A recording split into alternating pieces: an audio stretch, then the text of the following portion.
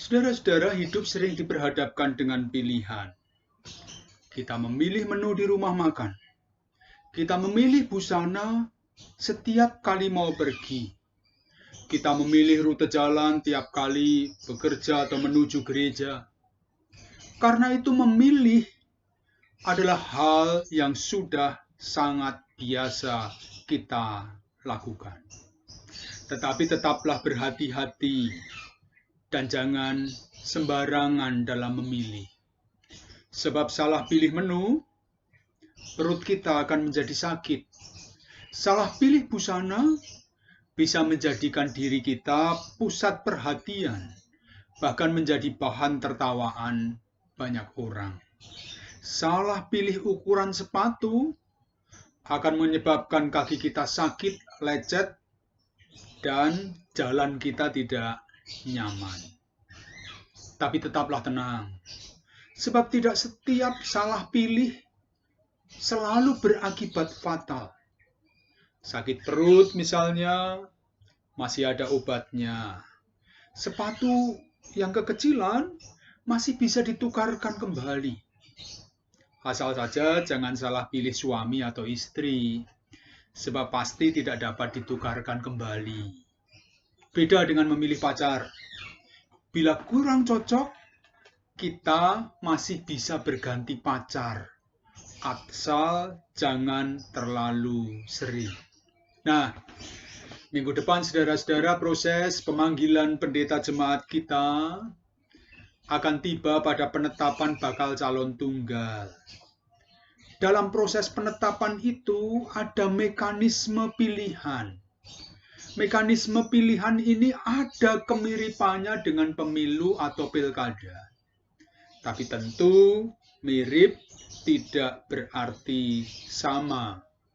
Dalam pemilu atau pilkada berlaku prinsip Vox Populi, Vox Dei. Suara rakyat adalah suara Tuhan. Artinya, suara terbanyak dalam pemilihan itu adalah pemenangnya dan tidak ada alasan lain untuk membatalkannya. Dalam gereja, tidak demikian. Bukan suara dan kehendak kita yang menjadi penentu kehidupan gereja ini, tetapi suara dan kehendak Tuhan. Sementara penentuan bakal calon tunggal sebetulnya sepenuhnya adalah hak dan kewenangan panitia pemanggilan bersama majelis gereja.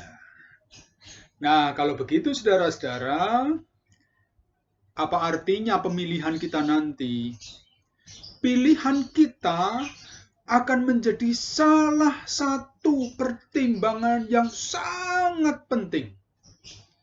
Tapi bukan satu-satunya pertimbangan. Pilihan kita barangkali cukup menentukan, tetapi bukan satu-satunya penentu. Kita mesti ingat bahwa di atas suara dan kehendak kita, ada suara dan kehendak Tuhan yang harus lebih diutamakan. Kalau begitu, mengapa kita mesti mengadakan pemilihan? Almarhum Karl Barth, saudara-saudara, seorang teolog besar dari Jerman, pernah menulis dalam bukunya bahwa segera sesudah menciptakan alam semesta, Allah tidak mau melakukan karyanya tanpa melibatkan manusia. Jadi dia mau menentukan bakal calon pilihannya hanya bila kita mau dilibatkannya. Karena itu, keterlibatan kita dalam pilihan nanti sebetulnya adalah karunia yang sangat besar. Betapa terhormatnya kita, betapa berharganya kita diundang dan diajak berkarya bersama Allah. Berkarya bersama Allah itu tidak mudah. Kita harus berkomunikasi dengan Tuhan, kita harus berdiskusi, kita harus eyel-eyelan dengan Tuhan. Seperti Yakub di tepi sungai Yabok. Kita diundang untuk bergumul bersamanya. Mungkin pergumulan itu akan membuat kita lelah. Mungkin juga kita akan jengkel karena Tuhan tidak menyetujui pilihan saya. Mungkin kita akan kalah dan terpelecok pangkal paha kita. Jalan kita menjadi pincang seperti langkah Yakub. Tetapi apa yang diperbuat Yakub adalah sesuatu yang luar biasa. Ia merelakan dirinya kalah. Ia mau menerima kekalahannya. Tapi ia meminta supaya Allah mau memberkati dan menyertainya. Ia hanya mau melanjutkan jalannya bila Allah mau memberkatinya. Dan kita yakin Allah akan menyertai perjalanan kita semua pasca pemilihan nanti. Karena itu, jangan bersikap jumawa bila pilihan kita mendapatkan suara yang lebih banyak. Karena sikap jumawa itu bisa menyakiti teman kita.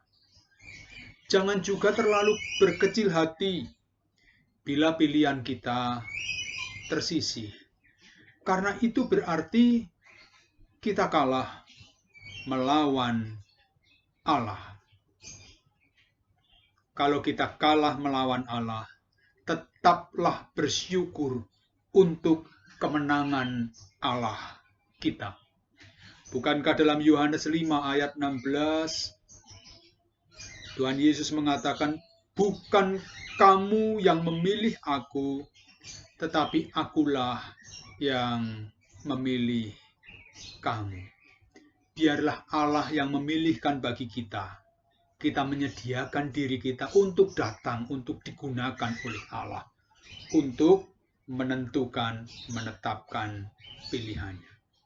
Satu lagi Bapak Ibu, minggu depan nanti kita belum akan memilih pasangan hidup. Kita baru memilih pacar GKJ Bumi Indah. Tentu kita berharap pacaran kita akan berlanjut. Tetapi bila memang ada ketidakcocokan nantinya, kita masih bisa menyampaikannya kepada Tuhan. Kita masih bisa terus berdiskusi dengan Tuhan.